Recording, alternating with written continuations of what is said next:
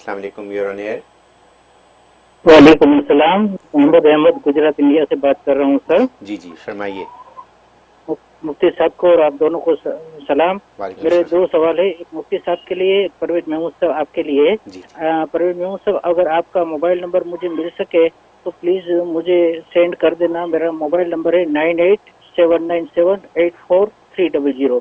اور مفتی صاحب سے یہ سوال ہے کہ میری بیٹے کے رشتے کے لیے میں پریشان ہوں۔ اس سے پہلے میں نے مفتی صاحب سے سوال کیا تھا، لیکن وظیفہ بتایا تھا، انہوں نے لمبا وظیفہ بتایا تھا۔ میری گزارش ہے کہ کوئی چھوٹا سا وظیفہ کم دنوں کا اور کم کوانٹٹی کا بتائے تاکہ میں دل سے پڑھ بھی سکوں اور کامیاب بھی رہوں۔ جزاک اللہ خیر۔ بہت شکریہ۔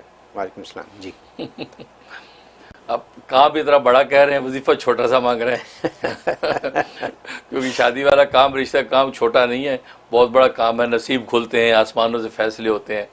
تو خیر کوئی بات نہیں، آپ سورۃ فرقان آیت نمبر 74، سورۃ فرقان آیت نمبر 74، یہ جو ہے سلام پھیرنے سے پہلے ایک مرتبہ پڑھ لیا کریں۔ جب آپ اپنی نماز پڑھتے ہیں، نفل ہے، فرض ہے کوئی بھی، تو سلام پھیرنے سے پہلے ایک مرتبہ پڑھ لیا کریں، ربنا ھب لنا من ازواجنا وذریاتنا قرۃ اعین واجعلنا للمتقین اماما۔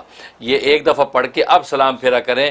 اس پڑھنے میں آپ نیت کر لیا کریں کہ اللہ تبارک و تعالی نیک اور اچھا رشتہ عطا فرما دے، تو اس نیت سے کریں اور ان اولاد کی طرف سے آنکھوں کی ٹھنڈک نصیب ہو، تو یہ کر لیا کریں، انشاءاللہ ان کے لیے بہت اچھا جو فیصلہ ہو جائے گا۔ اور یہ 41 ڈیز کی نیت سے آپ شروع کریں۔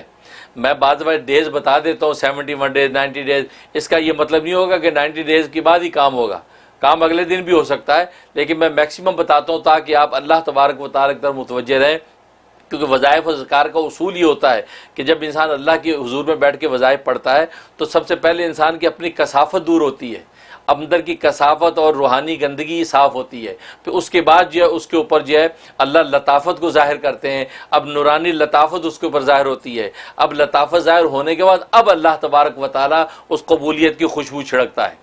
ایسی ہے کہ جیسے انسان غسل کرتا ہے تو پہلے غسل کر کے میل کچیل دور کرتا ہے، کپڑے دھوتا ہے، پہلے اس کو چمکاتا ہے، استری کر کے تیار کر کے پہنتا ہے، اب اس کے اوپر خوشبو چھڑکتا ہے۔